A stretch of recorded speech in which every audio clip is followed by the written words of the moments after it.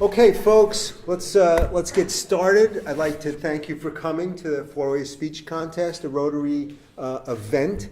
The winner of this contest will go to the district conference, and the winner of the district conference can go to the national conference. And the dollar figures get larger as we go. I'm sorry. No worries. Come on. Yeah. Well. Is this where the kids speak? Yeah. Come on. That's okay. So here's the rules of the road. We have judges over here, we have scorekeepers, and there's somebody in the back, and I'd like to introduce them. We're all Rotarians. We're all doing this as volunteers and trying to promote good public speaking. We want to hear what our students have to say. So on my right, your left, we have a scorekeeper, Tom Paquin. He's in the Bennington Club. Doug Kraus. Shep Jones from the Bennington Club, Leslie Reggio, Betsy Rathburn-Gunn, Bill Fisk. The last judge is a teacher at the high school here, Kristen Kimball, and we have Dan Lucy doing the timekeeping. Ed Smith is also in the way back. He's taking care of the students and making sure that they come in. As they come in, we're not going to know their name. 1 through, I think we have 8 students. 1, 2, 3, 4, 5, 6, 7 students. Apologize. There were supposed to be more, but some didn't show, which is fine. First prize is $500. Second prize is $200. Third prize is $100. Cash prizes, we figure that's more attractive. So without further ado, and we'll call them in as a number, and then afterwards we'll introduce them so that Cat TV, who's graciously standing in the back over here, can identify them as speakers. So, Bruce, would you knock on the door and let's have contestant number 1. Actually, we don't have contestant number 1 or 2, so it's contestant number 3. Contestant number 3. We're scoring for this. What number is that? 3. 3. Contestant number 3. Come on in. How are you, sir? Good, how are you? I'm well. Good luck. Thank you. Hello, I'm Alexander Thompson, and my speech is about poetry. So, imagine you're in a dark, dank, cold English classroom. It's kind of terrifying. It is to me sometimes. But you're sitting there at your desk, and your teacher slams a poem. You look at it, and you either are filled with an internal celebration, or you grimace at the sight of it. You are absolutely disgusted by this poem. And that's how I was. I originally hated poetry. Why? Well, a lot of people hate poetry because of the way it's presented to them. Sometimes there's not enough information given with it. The teacher doesn't expand on it, and they just give them the poem. And poems for children have a lot of difficult syntax and a lot of difficult language that may confuse people. But despite this, poetry is a lot more than what we think it is. It's not just a list of words. It's not what it is at face value. There's a deeper meaning to it, and it has a deeper purpose within society. The truth is, poetry is human emotion in words. And what is emotion other than our individual truths? What we are feeling is the truth inside ourselves. And poetry gives us a way to express this. Without poetry, there would be less ways to express this, but there'd still be some. But poetry is an art form that allows people to express this. It's used to help other art forms, such as song, such as movie, plays, are all influenced by poetry. And they're all further expressions of emotion.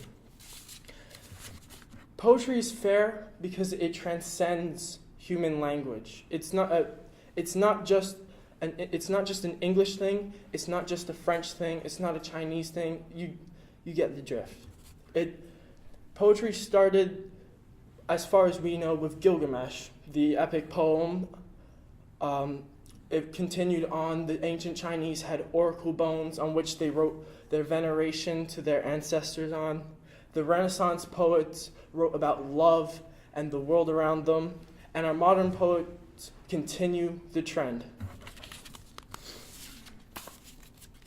Because of the emotion and because of the multiculturalism that is present within poetry, it makes them timeless. It makes them express things that could not be expressed without this form of expression. It discusses love. It discusses friendship, and this can lead to goodwill and better friendships among people, the expression of love. A great thing about poetry as well is that it supplements education. This is the benefit of poetry because it helps teach language and it helps teach syntax to our students. Without poetry, there would be it would be harder to express these things. Teaching kids how to use semicolons, teaching kids how to use colons, they're all present within poetry and they all help drive the poem. They all are present within poetry. And giving our kids poetry helps explain these concepts to them. It also helps create a narrative within movies, songs, and theater. Narrative.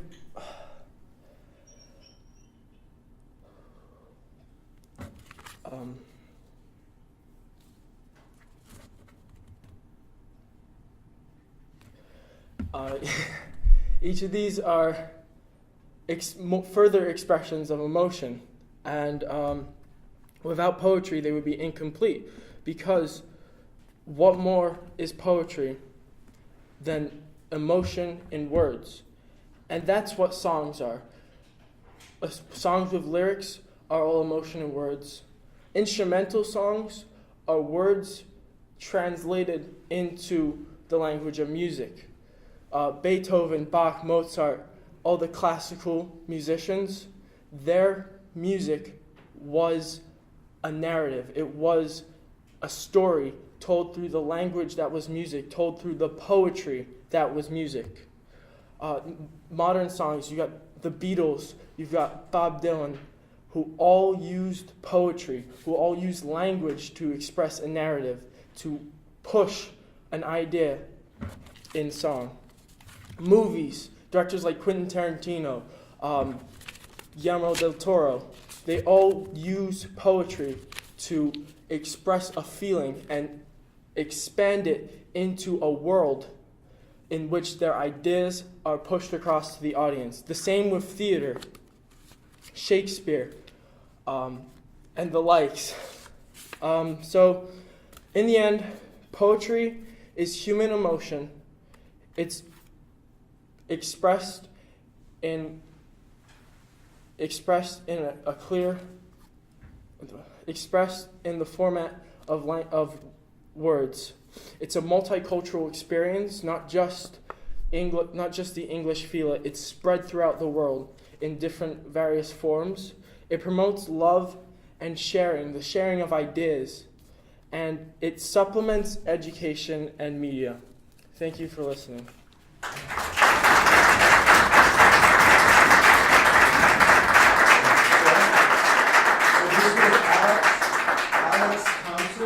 Thank you, Alex. Appreciate it.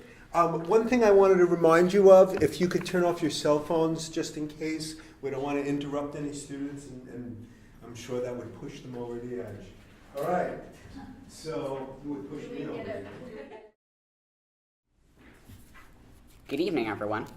My name is Evan Kozrock, and 2.5 weeks ago, I took the SAT. The SAT is a 3-hour test that takes all of your knowledge in reading, writing, and mathematics and converts it into a score from about 400 to 1600. Like it or not, this single score has a huge impact on college admissions for students in the country and around the globe. SAT scores are often used by colleges as a filter, a way to weed out a huge pool of potential college applicants. To say to one student, well, maybe you're not ready for this college. But are standardized test scores really a valid measurement of college readiness?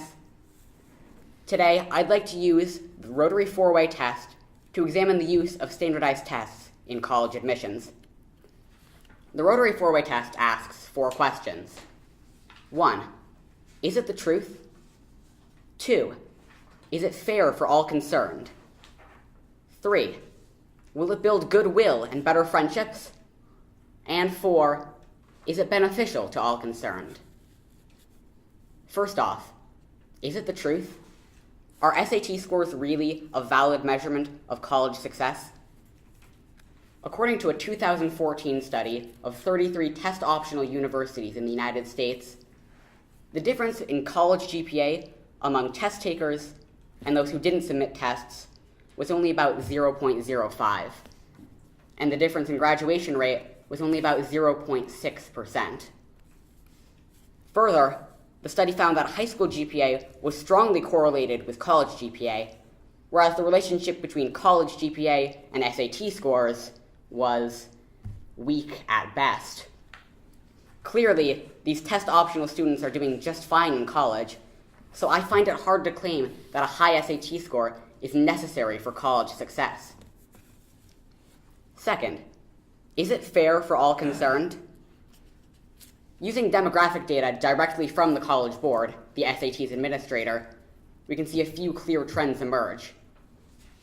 First off, the higher a student's family income, the higher, on average, their SAT scores are.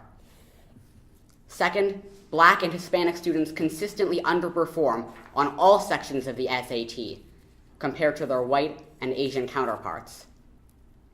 And finally, women consistently do worse on the SAT mathematics section than men. All of these trends have emerged despite similarities in college GPA and high school rank among these groups. The fault doesn't lie in these underperforming groups, but rather in the SAT itself, which clearly shows some bias towards white, wealthy men. Because of this bias, these groups are less likely to get a college education, and in turn, their children are less likely to perform well on the SAT, leading to a downward spiral for generations to come. So I ask you, is that fair? Third, will it build goodwill and better friendships? Standardized tests, such as the SAT, are often built with a bell curve in mind, so that the majority of students place in the middle of the score range, with only a few outliers on either end. Because of this structure, high scores are in high demand, but low supply. How can we build goodwill and better friendships when everyone is scrambling for those 1600s, everyone fighting with one another for one of those coveted high scores? These standardized tests don't foster cooperation or friendship, but rather they harbor an air of ruthless competition. And finally, is it beneficial to all concerned? Well, by now you probably know what I'm going to say. No, it is not beneficial. It is not beneficial to the students who have to spend time and money taking exhausting, stressful tests that can't even fairly measure their abilities. It is not beneficial to the colleges who underestimate creative students, particularly those from lower incomes or racial minorities, just because they didn't perform well on the SAT, even though they might be an excellent fit for the college if admitted, and would raise the standards for that college. And it's not beneficial to the communities these students live in and to the world we all live in, that these students are not able to develop their passions, and they're not able to give back something truly amazing to the world we live in. So maybe we should take a step back and ask ourselves, do we really want to be basing such an important decision on SAT scores? And I hope that in doing so, we can take a step forward towards college admissions that are truthful, that are fair for all concerned, that will build goodwill and better friendships, and that are beneficial for all concerned. Thank you.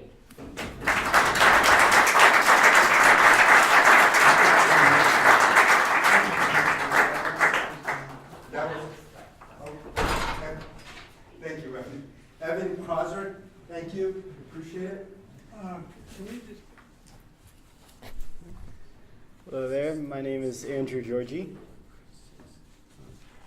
The human mind is one of the greatest wonders of the known universe. It is what separates us from other animals by giving us the ability to create developed ideas for what we want in the future, and to act based on those ideas to create this future, which we believe is the best possible world for ourselves and for the people around us. Now, one of the ways that our minds goes about accomplishing this is by storing the information that we receive from our experiences as we age and as we go about life, and retaining that and allowing us to improve upon that information. And we call this memory. And it is our memory that allows us to justify our decisions as we go about our lives. If you picture a world where people would make decisions based only on what they can remember, then everybody in this world would constantly be telling the truth. They would not be able to construct a lie. They would not be able to act based on greed or discrimination or anything else to obscure them from what they know to be the truth. Now, however, this world is not free from problems, as people would remember the issues that have come up in the past. They would remember the things that people have done against them, and their future decisions would be eventually come to be made based on grudges that they would hold. And this is where, in our world, our parents come in. As children, our parents teach us the values that they find important in life. And one of these values is the idea that it's important to forgive people throughout our lives, to build strong relationships that can last for a lifetime. And we remember this lesson throughout the rest of our lives. And it is this remembering to forgive other people that allows us to forgive other people. And our parents also teach us the difference between good and bad. And it is this idea of what is good and what is bad that helps us to decide which situations we put ourselves in as we go about our lives. Now, when we put ourselves in good situations that we find enjoyable, we remember that activity to be enjoyable, and we go about trying to make that activity happen in our lives as much as possible. And this makes us find groups of people who do that activity as well, which is how we find our friends in our lives. And as we realize that we have common interests with our friends, we go about with them to make new memories that we will remember fondly as we go about our lives. And it is both from doing these fun activities and from the times when things are not going so good that our friends are there for us, that we look back on, that we remember how much we care about these people and how much they care about us, which allows us to continue to build on that relationship. The graffiti artist Banksy once said, "They say you die twice. One time when you stop breathing, and a second time, a bit later on, when someone says your name for the last time." Now, this quote really speaks to the power that is behind the human memory in both a personal and a societal level. Now, on the personal level, when we have a friend or a loved one that passes away or that moves away, we no longer have them in our lives, and they are no longer there to physically impact us. However, our memories of these people will continue to affect our decisions as we go about our lives. And the stories that they have told us about their mistakes will help us to not repeat them. And this also works in the overall view of society. In history, we learn about the interactions between the people of the past, the people who have done both terrible and amazing things to the humanity as a whole. So it is our looking back on history and realizing the mistakes that people have made that allows us to try to create a better society for our children and for their children. And it is the memory of society that allows us to create this better world. And it may seem at first unfair that it is the people who can go about doing these evil acts that can be remembered by society for such a long time. But if you start to think about it a little bit more, then you will realize that good people are also remembered almost just as much for their bravery and their fairness in leading. And it seems as though memory rewards the magnitude rather than the morals behind a decision. So there is some type of a fair scale that our memories and society's memory goes based upon. So by looking at the past mistakes of other people and the successes that the good people have had, we can improve the world, and it is our memory that empowers us to do this.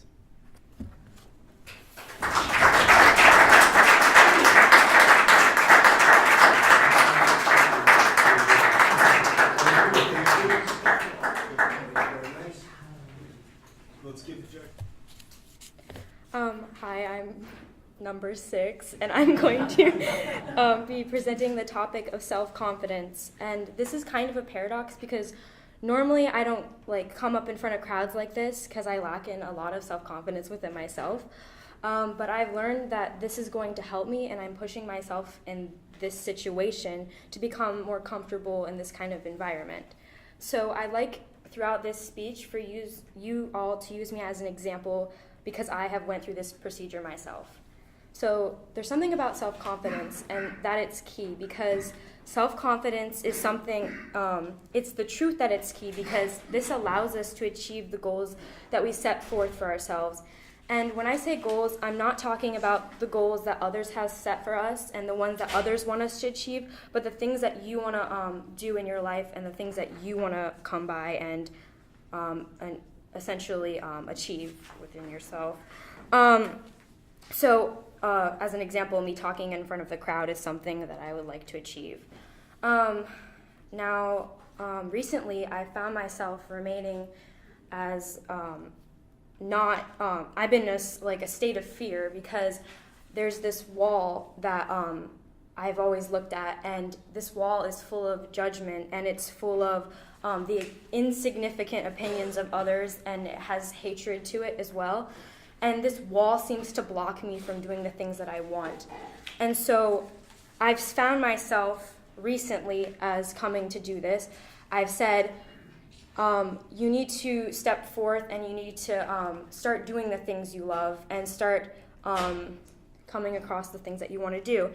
And so I've stepped forward and I've started to look at the supplies that I have for myself. And these supplies are the mindset that I have given myself. And every time these tools and these supplies are the wood and the nails and the hammer that allow me to create this ladder to defeat this wall.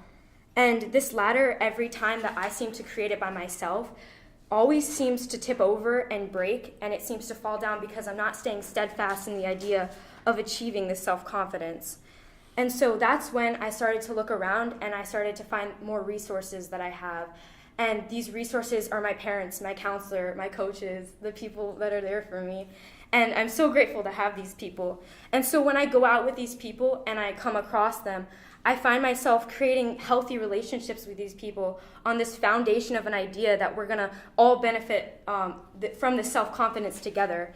And so as these people help me come across this and climb this ladder to defeat this wall, they help me and stabilize my ladder so it won't tip over because they're getting me over with this. And now that I see it, maybe this ladder isn't just made for myself, but it's also made for these people that are helping me get over. Maybe they're also achieving this themselves and they're obtaining this self-confidence. So as we climb this ladder and we have now defeated the wall and we're on the other side of this ladder, we see that we have this self-confidence and we can benefit from it because now we're allowed to speak out, and we have examples. We have scientists and we have engineers that are fixing things and solving problems because they're able to speak out and share their ideas with us. And so I found that one thing about this self-confidence, though, is that people can have too much, and we need to learn to be humble with it, because if we're not humble with it, then we can use it in the incorrect way. And so I found that if there are ways that we can be using this correctly, and it's a way that we can go back to the other side of the wall. But whenever we return to the other side of the wall, we have to remember that this is only in the state of when we're being empathetic. We can't go back to the other side of the wall and then again remain there and not and just stay there and then wait for more people to come around and help us through this process, because not always is there that opportunity. And so when you're only returning in an empathetic way and you're helping out these people, you're then also becoming the stable structure for their ladders. And there's another thing about having too much self-confidence on the side of the wall, is that you don't want to become part of that wall, and you don't want to be the judgment, and you don't want to be the opinions that these other people are fearing. And so there's that thing about benefiting from it as well, is that when we benefit from this, not only are we benefiting from it and able to speak out in front of crowds and to present our ideas, but we're also allowed to help others benefit from it and allowing them to climb up their ladder. And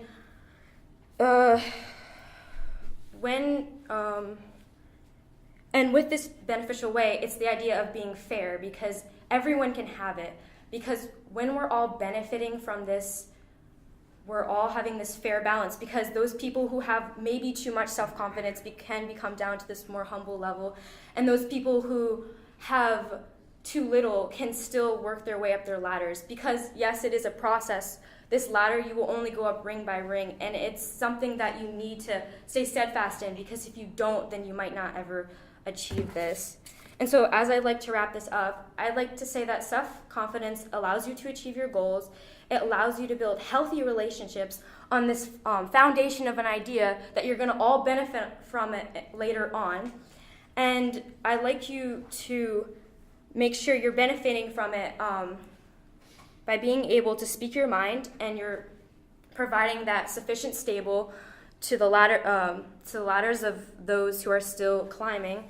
And I'd like to just say that if you're lacking in self-confidence like me in a way, that you can have self-confidence too, because it's something fair that we can all have. So I'd like to say that you can take the first step up on your ladder.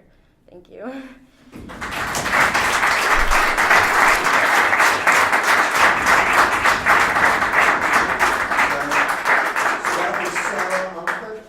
Thank you. Good evening, everybody. Thank you all for coming. Now, we all like to believe that we're honest. Being known as a candid person can help you in just about any life scenario. Maybe you're applying for a new job, or perhaps you're trying to make a good first impression. Now, I feel as though there's a problem in America, in the United States, our great country. This is a political problem on both the left and the right side. Both the Democrats and the Republicans have this problem. I feel as though many people are basing their opinions solely off of what their political party typically believes, as opposed to doing their own research, finding their own facts, or simply going with what they feel on the inside. There is so much political pressure given by both parties, it's kind of hard to make your own opinion. For example, if you're a Republican and you have pro-choice views, there's going to be a lot of pressure from the Republican Party to change your views to pro-life, because that's what Republicans typically believe. And when you do this, it kind of defeats the purpose of our First Amendment, which allows us to think what we want and say what we want and believe what we want. So, the four-way Rotary test provides 4 questions. The first one is as such: is it the truth? Now, this is pretty much the topic of my entire speech, the truth. We need to acknowledge the truth, and we need to spread the truth. Now, many people will just scream their political opinion just because they know it's what their party typically believes. A lot of the time, they won't do any research. They won't find out if it's actually the truth, but they know if they say anything different, they will be scorned by their party. So if we acknowledge the truth and if we spread the truth, more people will start to realize that we're really not all that different. If we really look for the truth, we can all share this opinion on many topics. Now, the second question provided by the four-way Rotary test is it fair to all concerned? Now, this is a yes and a no. Yes, because it certainly is fair to all concerned, but no, because not everyone is going to like it at first. Now, I feel as though the United States has gotten soft, and a lot of people, when they hear an opinion they don't like, they'll plug their ears and they'll scream and they'll run away because they don't like it. Now, if people were to stop and sit down and discuss a topic with someone, actually listen to what the other person has to say, we'll find that we can find common ground on a lot of issues, and we don't have to have this big divide in our country between the left and the right, because right now one of the biggest dividers, arguably the biggest divider in our country, is politics. So if we actually sat down and talked with our other side, our political opponents, hopefully we can reach an understanding on a lot of topics. The third question provided by the four-way Rotary test is, will it build goodwill and friendships? This is a big yes. If we actually looked for the facts, acknowledged the facts, and then based our opinions on the facts, both the left and the right would share so many more opinions. It would be so much easier to create unity in our country when we have so much common ground. Because a lot of the time, it's hard to refute facts. A lot of people like to, but facts are facts. And if both the left and the right acknowledge them, we could agree on so much more and we can accomplish so much more. Now, the fourth and final question of the four-way Rotary test is, will it be beneficial to all concerned? Yes, for sure. Just as the other one, if we were to find common ground and if we were to listen to people as opposed to running away when we find someone who doesn't agree with us, if we can reach this common ground and we can reach this unity, we as a country can thrive. And we have a lot of problems in our country, both the left and the right. I hope we can agree on that. And if we were to all just listen to each other instead of just screaming at each other, because I love to debate. Having debates is a lot of fun for me. But it's annoying when I'll debate someone, I'll say something they don't like, and automatically they're just so angry, and the mood just shifts, and that's not what I'm trying to accomplish. I like to see how my opponent thinks. I like to acknowledge their opinion, and perhaps they're right. You're not always going to be right in debates, and when I'm wrong, I don't just ignore them. I don't brush it off. I acknowledge it, and I'll go home, I'll do my research, and if necessary, I'll change my opinion, even if it goes against my political party. So now I hope that you all can realize this too, because I was not aware of this for a long time, just until a few months back when I was having a debate with this girl about gun control, and she brought up this argument that I had never even heard before. I was frozen. I was stuck. I frankly made a fool out of myself because I just didn't know what to say. And ever since then, I realized, just relying on one news source to give you all of your information is a great way to make yourself look ignorant and just dumb overall. So if you actually just stray away from your politics, if you're a Republican, stop watching Fox News. If you're a Democrat, stop watching CNN. Take other opinions. If you're a Republican, I know it's going to hurt, go turn on CNN and see what they're saying. You might think to yourself, oh my goodness, how could they even be saying that? But in doing so, you're benefiting yourself because you're seeing how the other side thinks. You're acknowledging what they know, and then perhaps if you get into a debate, you'll be more educated on the subject. So I hope that you all can sit down and actually have conversations, learn more about the other side, because both sides have a lot of right. Neither side is completely wrong, as a lot of people tend to assume. So hopefully you all can focus on the facts and the truth as opposed to your common political beliefs. Thank you.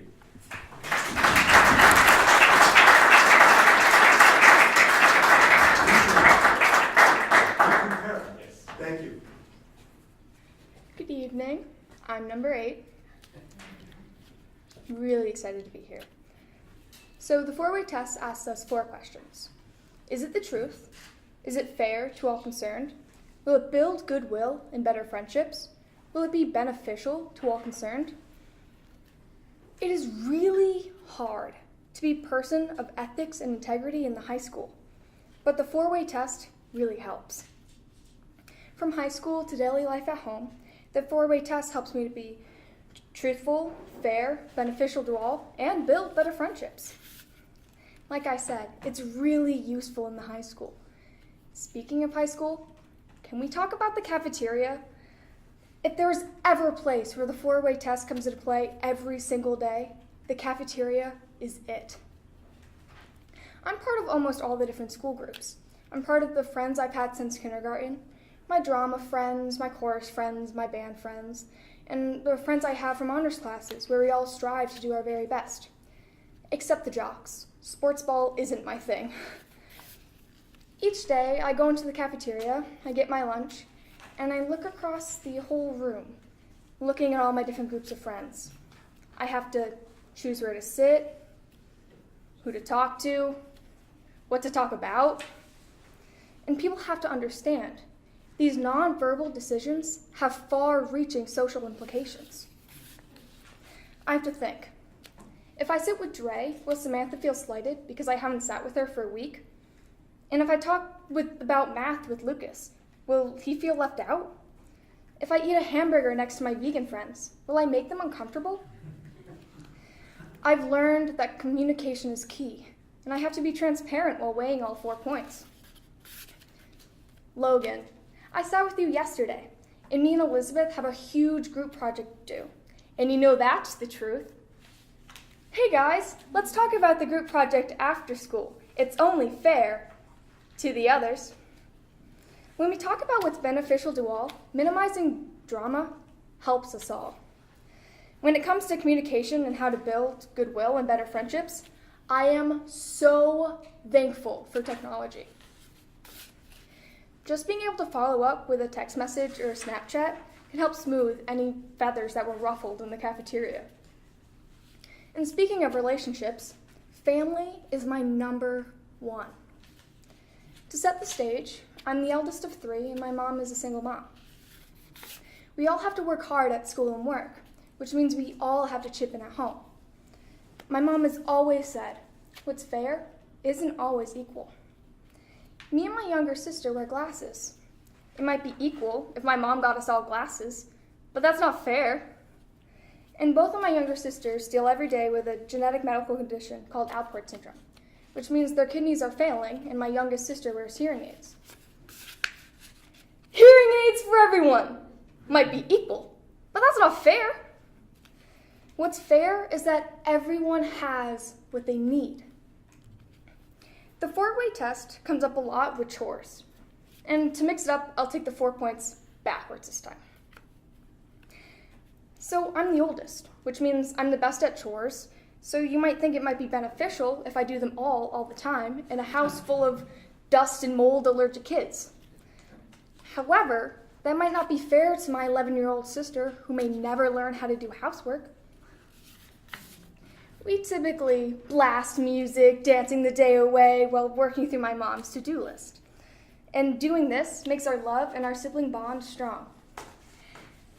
And that's a good thing too, because sometimes there's a mishap. Okay, so here's an example.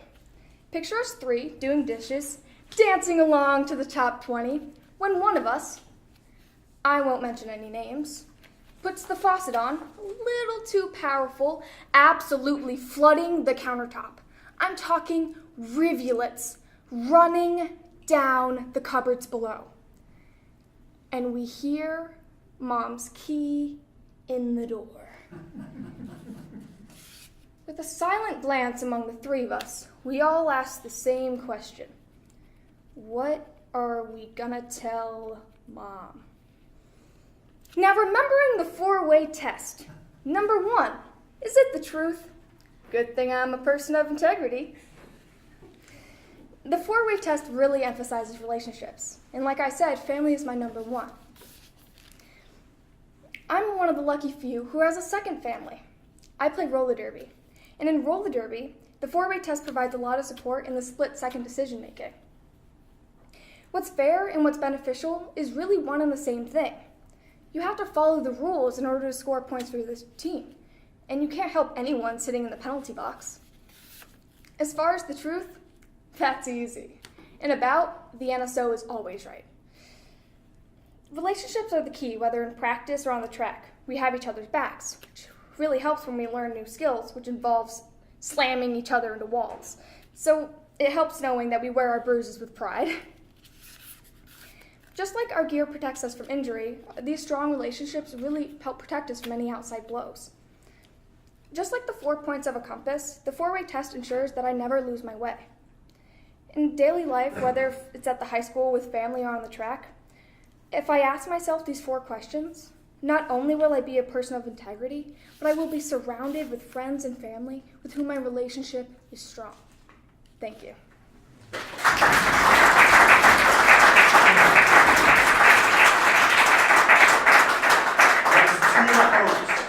you. Very nice. All right, we'll give the judges another minute. We only have one last contestant. Good evening, everyone. My name is number 9, and you are about to hear a story about a Chinese kid who is living in this country and wants to work hard for his dream. 5 years ago, I first come to this country, to this place that I have never think I would ever step on. And before that, I was just thinking, would life fair to me?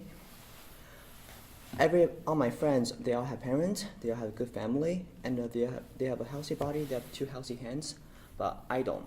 I live in an orphanage with not my biological parents, and I have an issue on one of my hands. So my childhood is basically trying to survive, trying to get some confidence. And when I get adopted by my mom here, I feel very excited, and I finally came here. But the beginning was not very good because I don't really know any English, and I was very shy. I refused to talk to everyone. Actually, a couple days ago, my friends told me that when they first met me in 6th grade, they felt I was very different, and I was very quiet. And by that time, I think, what is it mean to be living in this country? What should I do? And the next thing I know is I want to interact with people. I want to go talk to people. And I began to do that. I lived here for maybe 4 months, and I moved to Oregon, where I spent the first year trying to adopt a new place, trying to know what I'm doing, and trying to know where I'm living. And by the end of 7th grade, I think I finally find one of my friends that maybe changed my whole life. And by the time I got to 8th grade, I began to interact with people. I began to do yearbooks. I began to start helping people. I started to do volunteers. And all of those is just one of a small step in my life. But they meant a lot to me because I finally started talking to people. I finally started to working hard for the thing I wanted. And I feel like life is equal now because we all have a dream. We all have the American dream that we all have a chance to pursue it. Next up, I know we came back to the East, and I started my freshman year in MAU. I continued to interact with people. I joined sports, but I have not joined any clubs yet. I want to spend the first year just trying to meet people and trying to bring sunshine to everybody. And by the time I got to sophomore year, life is very different by my sophomore year because I joined many clubs and I began to interact with many more people. I began to do even more volunteers because I feel like I'm trying to do this, trying to benefit the community who give me the chance to live here, to everybody else who helped me when I was young. So I feel like volunteer means a lot to me, and I want to give them back. I want to make this community better to other people who might need help when I can help them. when I'm doing volunteers and when I'm doing sports, there's many more friends I begin to make. And I think just keep everything to yourself is not a good idea. I feel like talk to people, share your ideas with them, and they'll share ideas with you. And that's where friendship comes from. And that's where a good friendship comes from. After high school, friendship is going to continue, and I would like to keep connected with everyone I know and keep connected with all my friends. We might don't see each other as much as before, but I think this is important that you have a good social network in your life, because you want to make your life meaningful. And now it's my junior year. I begin to really redefine how do you pursue my dream. I'm working hard because I know the only way to pursue my dream is to work hard, but I also understand that there's risk. But doesn't matter how big the risk is you have to try it. I encourage people to try. I work with them because I feel like teamwork is one of a good way that you can to get whatever you want. That's the way you can get success, because you want people around you. To some people, they complain their life is not fair because they don't have good grades or because they're not good at sports. I think that's wrong. I think life is fair to them. They all had chance. They all had chance to try. They have everyone around them. They just choose to not accept it. That's why I want to make people around me feel that there are people for them. Life is fair to them. Doesn't matter whatever they're going through, life is fair to them. And lastly, I just want to say that people might think that a foreign kids come to this country might be a very difficult thing to go through, but I want to prove that it is very possible that you can make a great life here, and it's very possible that you can make your life meaningful, because we're all humans. We all came from the same place. And America is a country where all the cultures combine and we create our own new future. And one thing I always keep in mind is that no matter where I'm going, there's always a light spot in my mind. I want to keep those. I don't want to get distracted by wealth, social status, power, or anything, because the path to success, to dream, is purified. Thank you.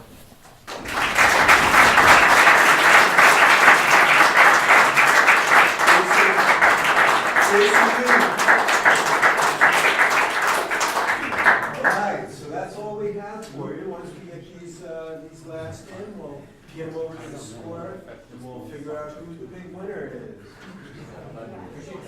So while we have 1 minute, I'd like to call up all the contestants. If you would come up, we'd like to get a picture. Come on up, guys, come on. Don't be shy. We're going to take a picture. Behind or in front? Oh, let's go. Behind. All right. We have Mike back here.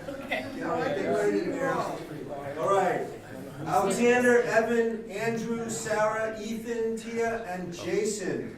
Thank you, guys. Okay, I have the results. We'll start with 3rd place. Jason, thank you.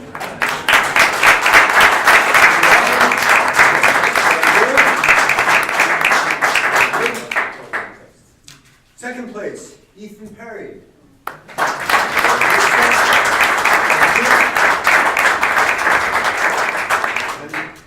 1st place, Tia Oaks.